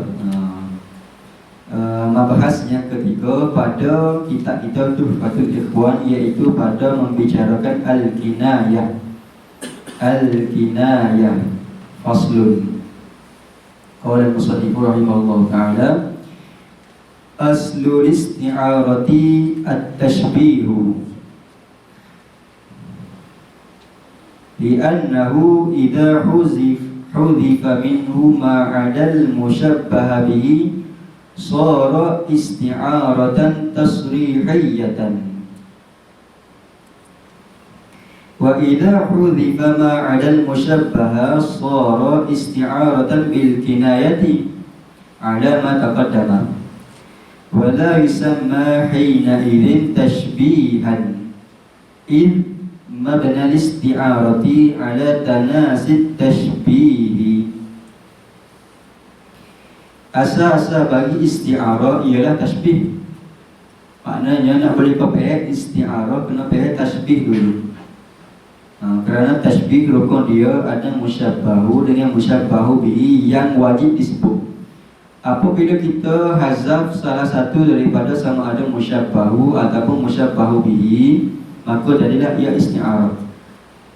Sebagaimana kata musannif, li'annahu idza hudhifa minhu ma 'ala musyabbah bihi, kerana jika dihadaf semuanya selain daripada musyabbah bihi, tinggal musyabbah bihi saja. Dari tasbih itu dia tinggal musyabbah bihi saja. sara isti'aratan tasrihiyatan, sebagaimana ta'rif isti'arah tasrihiyah yang telah disebut sebelum inilah. Gitu. Iaitu yallati surriha fiha bi dzikril musyabbahi bihi faqat. Itu isti'arah yang disorehkan dengan musyabbah bi saja. Maknanya disebut padanya musyabbah bi saja, maknanya dia hazaf belaka. Maka jadilah ia pada ketika itu sara isti'aratan tasrihiyatan. Contohnya jumlah asalnya ra'aitu rajulan kal asadi fis syuja'i fil hammami. Telah tengok oleh aku akan seorang lelaki seperti singa pada sifat berani dia di bilik mandi. Kemudian kita hazaf belaka, tinggal musyabbah bi saja. Jadilah ra'aitu asadan fil hammami. Ada tasbih kita hazaf, wajhus syabahi kita hazaf, musyabbah pun kita hazaf. Tinggal ra'aitu asadan fil hammami, maka jadilah ia isti'arah tasrihiyah. Wa idza hudhifa ma 'adal musyabbaha sara isti'aratan bil kinayati 'ala ma taqaddama. Jika kita hazaf belaka lain tapi kita tinggal al musyabbah saja, cuma kena takdir sikitlah sini, iaitu wa idza hudhifa ma 'adal musyabbaha ma'a dzikri syai'in min lawazimihi, ma'a dzikri syai'in min lawazimihi sara isti'aratan bil kinayati 'ala ma taqaddama. Sebagaimana ta'rif isti'arah makniyah yang kita sebut sebelum ini, iaitu yallati tuwiya fiha dzikrul musyabbahi bihi bi dzikri syai'in min lawazimihi, yaitu isti'arah yang disusuklah musyabbah bi padanya dan sebut syai'in min lawazimihi, suatu sifat yang tertentu baginya, dan disebut padanya musyabbah sajalah. Fala bizkar biasi wal musyabbah. Sebenarnya isti'arah makniyah disebut padanya musyabbah saja dan disebut bersamanya lazimun min lawazimihi, ataupun syai'un min lawazimihi, suatu sifat daripada beberapa sifat yang tertentu bagi musyabbah bih. Yang tertentu bagi musyabbah bih. Sara isti'aratan bil kinayati, maka jadilah ia isti'aratan bil kinayah ataupun isti'arah makniyah. Itulah ala ma taqaddama, di atas barang ataupun huraian yang telah lalu, di atas huraian yang telah lalu. Wala yusamma hina idzin tashbihan, dan tidak dinamakan pada ketika itu hina idh hudhifal madhkuri. Wala yusamma hina idzin tashbihan, supaya kita sebut adilah tasbih. Jika kita hadaf sama ada musyabbah ataupun musyabbah bi, tak boleh panggil tasbih dah. Tak boleh panggil pada ketika kita hadaf ke semua selain daripada musyabbah bi, ataupun kita hadaf semua dan kita tinggal musyabbah saja. Tak boleh panggil tasbih dah ketika itu. Jadi isti'arah dah. Kerana apa tak boleh panggil tasbih? Mabna isti'arati ala tanazit tashbih, kerana tempat bina bagi isti'arah itu jarin ala tanazit tashbih, berlaku di atas tanazit tashbih, buat lupa akhir tashbih, buat lupa akhir tashbih. Contohnya asal-asalnya ra'aitu rajulan kal asadi fil hammami, ra'aitu rajulan kal asadi fil hammami. Kemudian kita hazaf musyabbah, iaitu rajulan. Jadi dak ia ra'aitu asadan fil hammami. Kita buat lupa ada musyabbah di situ, iaitu rajulan. Kerana apa kita buat lupa? Seolah-olah ketika kita tengok dia tu, kita tak nampak dah dia, nampak singa. Mungkin sebab kerana sebab mubalarahnya sifat singa pada dia. Mungkin dia ni nampak backing telajak jepit panjang gitu lah.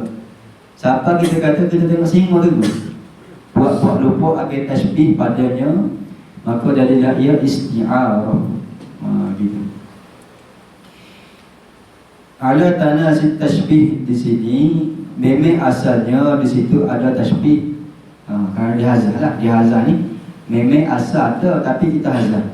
Memang asalnya di situ ada tasbih, cuma dihadaf akhir musyabbah, ada muhazah musyabbah bi, dan dipinjam akhir makna musyabbah bi, musyabbah atau musyabbah bi tadi untuk dijadikan isti'arah. Kerana kita rasa seolah-olah musyabbah itu sama sungguh dengan musyabbah bi.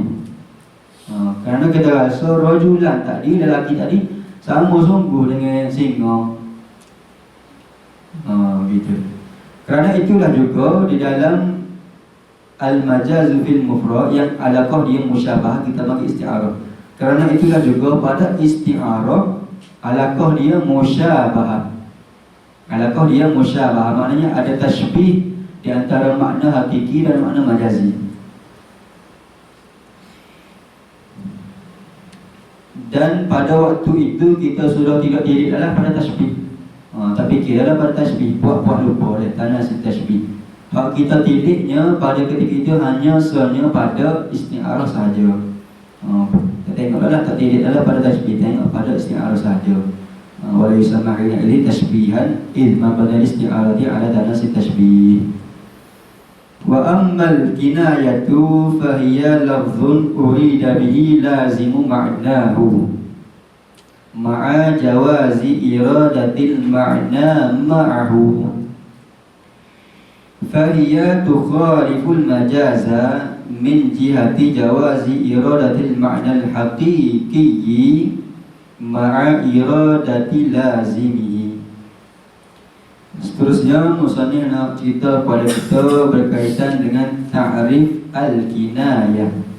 Ta'rif kinayah pula. Ta'rif al-kinayah. Ta'rif al-kinayah. Jadi apa beza kinayah dengan dua lagi perbahasan pada ilmu bayani, itu tasbih dan juga majaz. Dia sebut bawah tu fahiyatu khalifun majaza min jihati jawazi iradatil ma'na haqiqi. Kita sebut sebelum ni majaz dia ada qarinah mani'ah min iradati ma'na haqiqi. Majaz kita kena guna makna majazi, terteguh daripada guna makna hakiki. Kalau tidak takwil maka jadi salah faham. Kalau tidak takwil maka jadi salah faham. Ra'aitu asadan, makna hakiki dia kita tengok singa lah. Tapi pada ketika itu ada qarinah mani'ah fil hammam, qarinah lafziyah. Contoh kau tengok singa dalam bilik mandi, tak lah. Maknanya jika kita guna makna hakiki jadi salah faham. Kena guna makna majazi, iaitu rajulan syuja'an fil hammam, orang yang berani lah. Berbeza dengan isti'arah, dia tak ada qarinah. Dia tak ada qarinah dan juga dia jawaz nak guna makna hakiki bagi jumlah tersebut. Maknanya kita boleh ihtimal bagi kinayah ini sama ada makna hakiki dan makna majazi. Harus nak guna kedua-dua makna. Harus nak guna kedua-dua makna. Kerana tidak ada qarinah, sama ada qarinah lafziyah ataupun qarinah ma'nawiyah. Contohnya kita pergi tidur rumah saing kita. Kita pergi tidur rumah saing kita. Kita pun tengok adik dia comel. Adik dia comel. Masa nak kelik tu, kita pun royak ke mak ayah saing kita. Berasa seronok duduk rumah ni. Berasa seronok duduk rumah ni deh. Suka hati berasa duduk sini. Kalau boleh nak duduk sampai akhir lah deh. Sampai bila-bila lah. Maka mak ayah dia dengar, budak ni nak ayat ke apa dia ni. Boleh jadi dia nak ayat seronok sungguh lah. Dia kata seronok duduk rumah ni, makan sedap, jamu sedap, selesa apa ini deh. Padahalnya ada makna kinayah di situ. Dia nak ngaji hari-hari lah. Dia ayat kepada mak ayah saya gitu. Tapi kita boleh ihtimal dua makna di sini. Boleh jadi dia ni berasa seronok semati. Atas rasa makannya sedap ke, ada ekor ke, ke mana ke, berasa seronok semati. Dan boleh juga ihtimal makna majazi, iaitu kinayah dia nak royak dia ni bahasa semua sebab dia nak mengajar adik saya dia tu lah. Tidak ada qarinah, tidak ada dalil yang menunjukkan kena terteguh makna hakiki tadi. Boleh ihtimal dua-dua, boleh pakai dua-dua. Ataupun kita kata mu ni busuk mulut busuk mulut. Dia ni mu ada jahat lah mu dah. Dia ni busuk mulut. Dia ni busuk mulut. Kita mestinya ayat di sini makna kinayah, boleh ihtimal makna hakiki dan juga makna majazi. Makna hakiki ke apa? Busuk mati lah mulut dia, mungkin dia tak gosok gigi ke apa tadi dan sebagainya lah. Maka betal kau ke apa kau. Tapi ada juga makna kinayah, boleh ihtimal makna majazi ke apa daripada busuk mulut. Banyak bohong, banyak kecek dusta, banyak nipu. Banyak kecek nipu deh. Tu kinayah. Maknanya beza dia dengan majaz. Majaz kena ke mana-mana kena guna makna majazi, baru PE makna sebenar, fahman sahihan. Berbeza dengan kinayah, boleh ihtimal dua-dua, boleh guna makna hakiki dan juga boleh guna makna majazi. Kerana apa? Tidak ada qarinah mani'ah min iradati. Fa'amal kinayatu fahiya lafzun urida bihi lazimu ma'nahu, iaitu satu lafaz yang dikehendaki dengan lafaz tersebut lazimu ma'nahu, lazim bagi makna lafaz tersebut, lazim bagi makna hakiki tersebut, lazim bagi makna busuk mulut, kecek udul lah, kecek nipu lah. Lazim bagi makna bahasa sedap duduk rumah ni, bahasa seronok. Lazim bagi makna tersebut, dia nak mengajar adik saya dia. Lazimu ma'nahu ma'a jawazi iradatin makna ma'ahu, beserta jawaz untuk guna makna ma'ahu, ma'azalikal lazimi. Fahiyal kinayah tadi tukhaliful majaza, berbeza dengan al-majaza. Kinayah ni berbeza dengan al-majaz pada pihak mana berbeza, min jihati jawazil makna al-haqiqi, pada harus nak guna makna hakiki. Boleh ihtimal makna hakiki dan juga boleh ihtimal makna majazi. Berbeza dengan majaz, tidak harus guna makna hakiki kerana ada qarinah mani'ah min iradatil makna hakiki. Kerana ada qarinah yang menegak ia daripada guna makna hakiki. Dan ma'a iradatil lazimi, beserta iradatil lazimi, lazimi makna hakiki. Yang ni makna kinayah lah. Boleh juga nak kosak ketika itu lazim bagi makna hakiki. Lazim bagi makna hakiki iaitu kinayah tadi. Okey, itu ta'rif kinayah. Di dalam contoh di depan ni, nahwu zaidun tawilun nijadi turidu tulal qamati, wa zaidun mahzurul fasili au kathirur ramadi kinayatun an qarni. Kinayah ni terbahagi kepada tiga, tidak sebut ada dari kitab kita ni. Dan kinayah ni terbahagi kepada tiga, iaitu yang pertama kinayatun an nisbatin, kinayah an nisbah. Yang kedua kinayatun an sifatin. Yang ketiga kinayatun an mausufin. Pertama nisbah, yang kedua sifah, yang ketiga mausuf. Jadi di dalam contoh yang muslim bawa hari ini nak cerita berkaitan dengan kinayah an sifah, kinayatun an sifatin. Sebutnya pula kinayatun an sifatin tadi terbahagi pula kepada dua. Yang pertama kinayatun an sifatin qaribatin. Yang kedua kinayatun an sifatin ba'idatin. Dan kita nak bahas satu pada kinayah sifah sajalah. Lain boleh tengok dari kitab-kitab lain dah, insya-Allah. Yang pertama pembahagian bagi kinayah sifah iaitu kinayah sifah qaribah. Yang kedua kinayah sifah ba'idah. Apa makna kinayah an sifatin qaribatin? Iaitu nak faham kinayah padanya, nak faham kinayah tersebut hanya perlu tilik kepada satu lapisan sahaja. Hanya perlu tilik kepada satu martabat sahaja. Hanya perlu tilik kepada satu wasitah sahaja. Maknanya nak faham kinayah sifat qaribah ni hanya perlu tilik kepada satu lapisan, satu martabat, satu wasitah saja. Mudah faham lah nak kata. Mudah faham dia. Contoh dia Zaidun tawilun nijadi. Dalam kitab tu Zaidun tawilun nijadi. Zaidun tawilun nijadi. Zaid ni panjang tali pedangnya. Panjang tali pedangnya. Panjang tali pedangnya. Itu makna hakiki. Turidu tulal qamati. Ini lazim bagi makna hakiki. Yang dikatakannya tulal qamati, tinggi Zaid tadi. Maknanya nak faham tali pedang, tali bagi sarung pedang ni. Kalau dia panjang dia. Seperti tali pedang kita ni lah dia.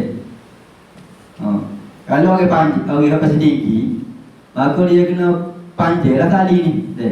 Dia kena panjang gitu. Panjang dia. Sebab tali pedang juga. Kalau orang pasal tinggi, dia kena panjang tali pedang dia baru muat sarung. Kalau dia pendekkan tali bagi sarung pedang dia, tak muatlah dia nak sarung dia. Jadi di sini boleh ihtimal kedua-dua makna. Memang tali bagi sarung pedang dia panjang semati lah. Itu makna hakiki. Tapi faham daripada tali sarung pedang dia yang panjang tu itu tinggi juga lah. Kalau kita tengok pedang, tak ada tua. Pedang tu tali dia panjang. Tali bagi sarung pedang tu lah. Maka kita faham tua bagi pedang ni mesti tinggi tua dia. Sebab tali bagi sarung pedang dia tu panjang. Boleh ihtimal kedua-dua makna. Tali bagi sarung pedang dia tu makna hakiki memang panjang seperti. Dan yang kedua, tua bagi sarung pedang tadi tinggi tua dia. Makna lazim bagi makna iaitu kinayah lah. Jadi kita mudah nak faham. Sekali tengok ya. Satu lapis tengok ya. Satu kali wasitah dia tengok, satu kali tilik saja sudah faham kinayah sifat tadi. Contoh yang kedua, wa Zaidun mahzulul fasili au kathirur ramadi kinayatun an karamihi, ay kinayatun an sifat karamihi. Contoh yang kedua dia mari pula Zaidun mahzulul fasili. Zaid ni ku anak unta dia. Contoh yang pertama dari depan ni kita tengok pula kathirur ramadi. Zaid ni ku anak unta dia. Ni contoh bagi kinayatun an sifatin ba'idatin.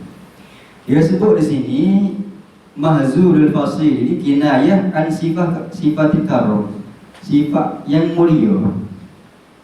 Mula-mula kita tengok Zaid ni, atau kita jumpa lah. Nampak anak lembu dia ni kuku belakang, anak unta dia ni kuku belakang. Sekali kita tilik, nampak macam tuai unta ni kedekut lah. Pesing boros, pesing kedekut, pesing tak pandai belanja dan sebagainya. Sebab hari peliharaan dia berkuku belakang, kecil-kecil belakang. Tetapi kinayah di sini an sifatin ba'idatin.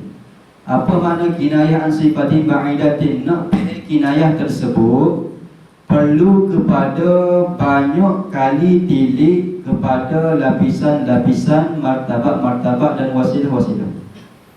Nak faham kinayah tersebut perlu kepada banyak kali tilik kepada lapisan, martabat dan wasilah. Tak cukup kepada sekali tilik sahaja, kena tilik banyak kali. Banyak lapis oleh penyapa kepada kinayah dia nak tu lah. Contohnya Zaidun mahzulul fasili. Zaid ni guru anak unta dia. Kenapa anak unta dia guru? Sebab tua dia ambil susu daripada mak dia, tak bagi kepada anak unta tadi. Zaid ni ambil susu daripada mak unta tadi, tak bagi kepada anak unta tadi.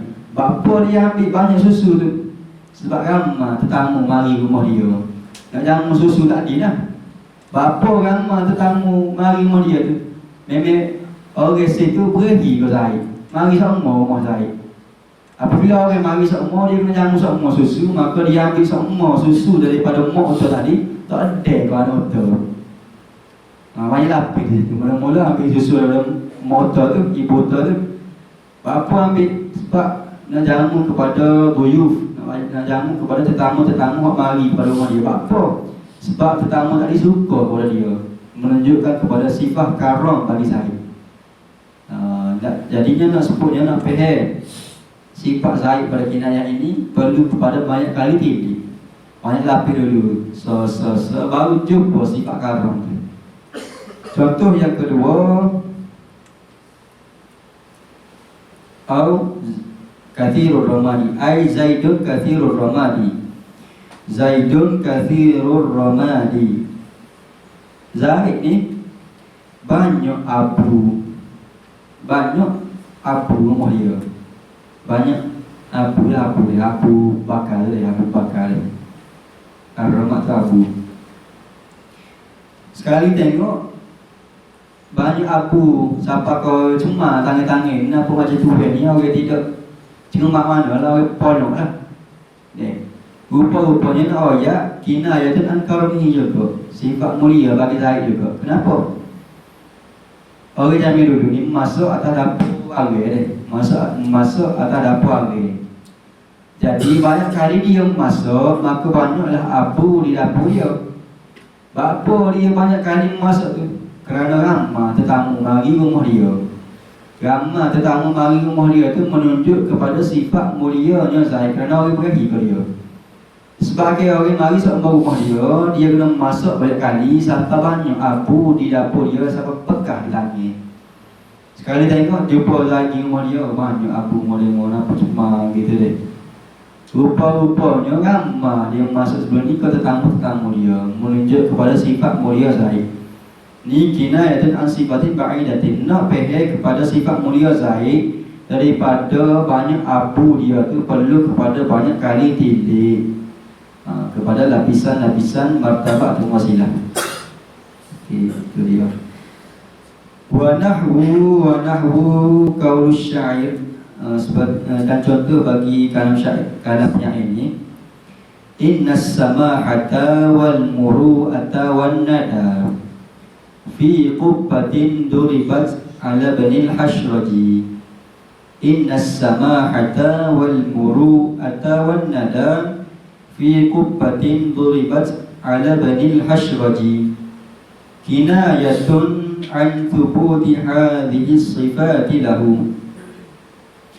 Sesungguhnya sifat samahah, sifat kemurahan, dan sifat muru'ah, sifat keelokan, dan sifat an-nada, banyak memberi, fi qubbatin, pada kubur.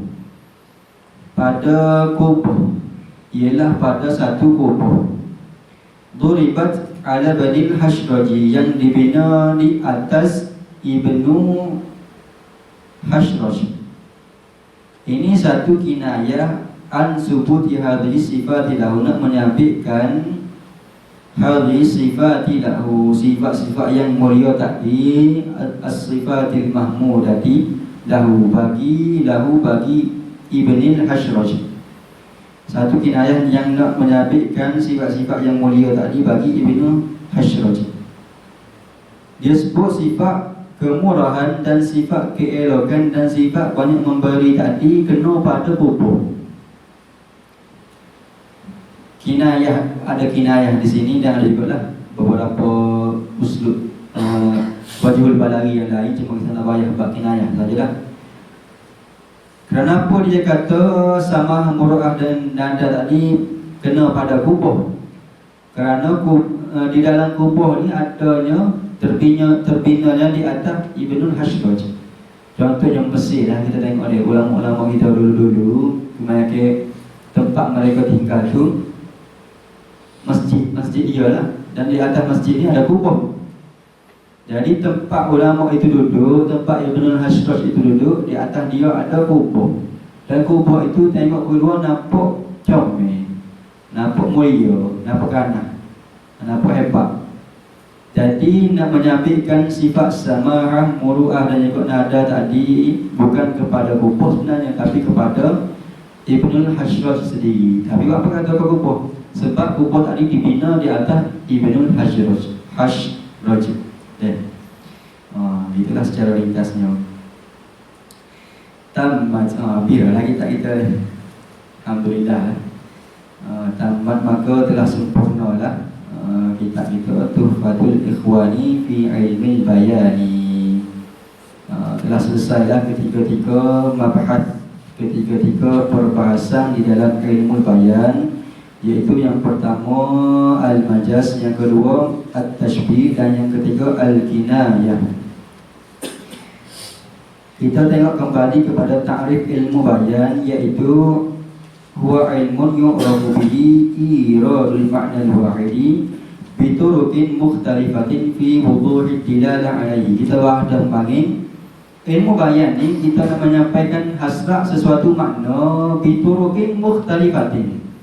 Maka setelah kita belajar dah al-majaz, at-tashbih dan juga al-kinayah, kita pilih turuk mana, tarik mana, jalan mana yang paling sesuai untuk kita fi wuduh dilalah alaih, untuk kita menerangkan makna wahid tadi, untuk kita menyampaikan hasrat sesuatu makna tadi sesuai dengan mukhatab kita. Sama ada kita guna sabilil majaz, sama ada kita guna sabilil tashbih, sama ada kita guna sabilil kinayah. Mana kita tengok turut mana yang paling awdah ketika kita bercakap dengan seseorang mukhatab. Itulah tujuan ilmu bayan. Nak menyampaikan hasrat sesuatu makna supaya tidak berlaku salah faham lah. Dan juga sebagai kita faham ni akan sebagai faham yang sungguh-sungguh, fahaman sahihan. Itu sahaja. Alhamdulillah, bila beberapa perbahasan di dalam Tuhfatul Ikhwan fi Ilmil Bayan, sepanjang 2 kalilah kita cuba baca risalah latifah bagi Syekh Al-Allamah Abil Barakat Ahmad bin Muhammad bin Ahmad Ad-Dardir. Dan Syekh kita juga tulis satu syarah lah. Dia sendiri tulis syarah bagi matan dia ni, iaitu syarah Tuhfatul Ikhwan, syarah Tuhfatul Ikhwan. Dan juga ada satu hasyiah yang ditulis oleh anak murid dia, iaitu Ahmad bin Muhammad As-Sawi. Ahmad bin Muhammad As-Sawi itu hasyiah bagi syarah Tuhfatul Ikhwan. Jadi ketiga-tiga kitab ini amat baiklah jika kita nak mendalami ilmu bayan. Ilmu bayan sebenarnya yang terpaling baik bagi ilmu balaghah, kita belajar ilmu ma'ani dulu. Ilmu ma'ani dulu, sebab ilmu ma'ani ni nak tujuannya supaya mutabaqah dengan muqtadal hal, sesuai dengan realiti keadaan. Apabila kita faham dia nak sesuai dengan realiti keadaan, maka kita pilih belajar pula ilmu bayan, nak guna tarik mana yang paling sesuai, nak kaitan dengan mukhatab. Tapi tak apalah, sebab kalau kita belajar bedah cuma nak merajaah sahaja deh. Perbahasan ilmu ma'ani kan senang. Bagaimana kita sebut juga sikit-sikit sebelum ni, musnad ilah dengan musnad, dan banyak lagi lah bab-bab lain. Dan yang ketiga, setelah kita belajar ilmu ma'ani dan juga ilmu bayan, sesuailah kita belajar ilmu badi'. Ilmu badi', nak comel lagi kalam kita. Dan antara perbahasan ilmu badi'nya bagi mutabaqah, tauriyah, jinas, sajak dan sebagainya lah. Nak comel lagi kalam kita deh. Jadi itu sahajalah untuk daurah syahriyah siri yang kedua. Akhir ni tak? Nantikan pula siri yang ketiga, insyaAllah. Boleh saya?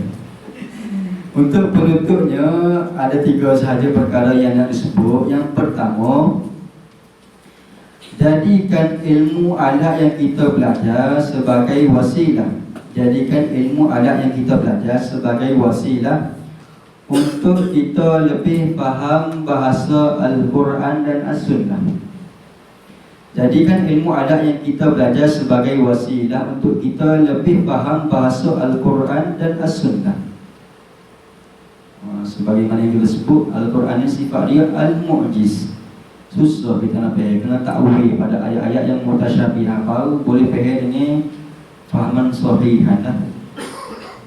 Yang kedua, kita ni banyak kekurangan, maka banyakkan rujuk ulama yang muktabar. Kita ni banyak kekurangan, maka banyakkan rujuk ulama yang muktabar serta rujuk kitab-kitab mereka lah. Jadi kita di Mesir ni banyak peluang, banyak murabi, banyak guru-guru lah.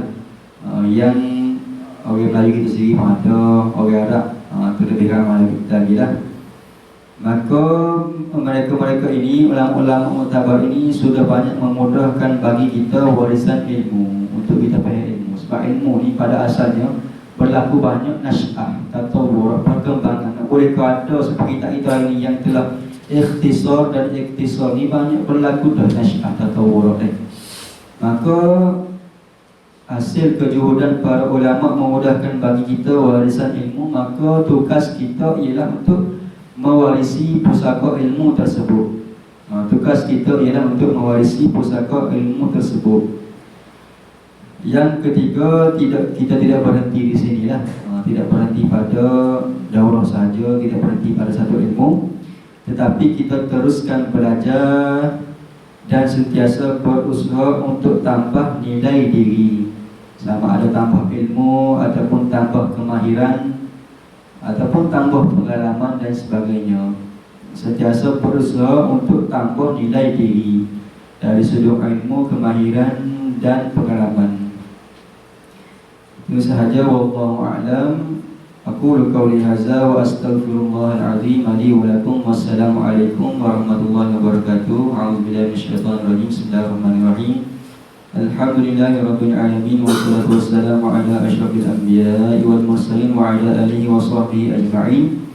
Allahumma inna nas'aluka salamatan fid din wad dunya wal akhirah, wa afiyatan fil jasad, wa ziyadatan fil ilmi, wa barakatan fil rizqi, wa taubatan qabla al maut, wa rahmatan 'inda al maut, wa maghfiratan ba'da al maut, wa najata minan nar, wal afwa 'inda al-hisab bi rahmatika ya arhamar rahimin. Rabbana atina fid dunya hasanah wa fil akhirati hasanah wa qina adzaban nar. Wa sallallahu ala sayyidina Muhammad. Subhana rabbika rabbil izzati amma yasifun, wa salamun alal mursalin, walhamdulillahi rabbil alamin. Minta maaf kekurangan dari ana. Jika ada tersalah mana-mana maklumat, boleh teguhlah. Kita sama-sama muzakarah, sama-sama belajar. Allah alam. Silakan kembali kepada pengerusi majlis.